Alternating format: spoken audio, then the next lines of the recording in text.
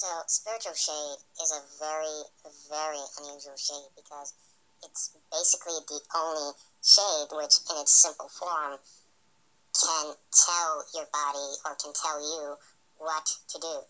It can remember muscle memory. It can channel muscle memory. Now, spiritual shade, typically it can channel electrical energy, meaning that it can gather up static and release it into a jolt. An arrow tipped with a very sharp needle of spiritual shade penetrating the skin can send a jolt of energy towards the enemy's heart. A warrior with shade-colored gloves can zap the enemy, giving them a heart attack. But the muscle memory thing is why it has its name.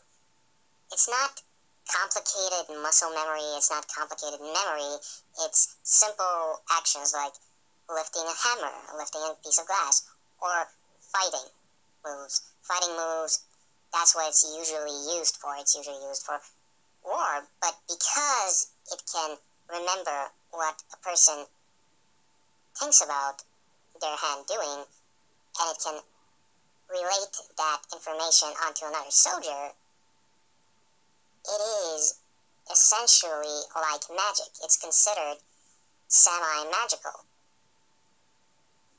The thing is, shade and magic are separated into two groups. Shades are of the world of Earthforge, of the island of Stonebear, of the continent of the Standing God, or the land of the Standing God.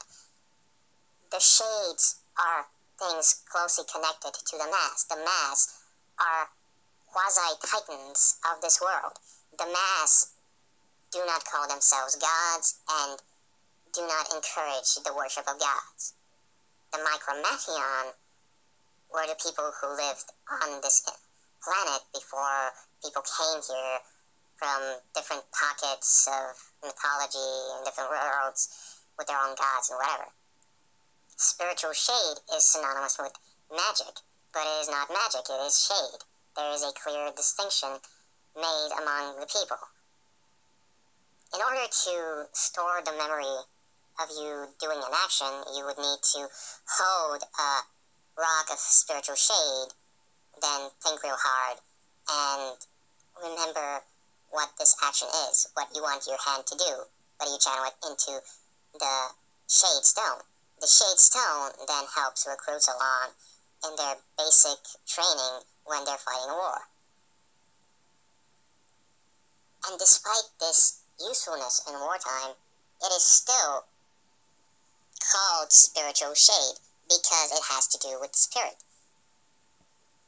Its main use is in war, but its main socio-political function is spiritual. Not unlike other forms of religion, forms of mythology, and so on. So that is the essence, that is the basis behind why it is called spiritual shade and why it is considered to be quasi-magic, both magic and shade.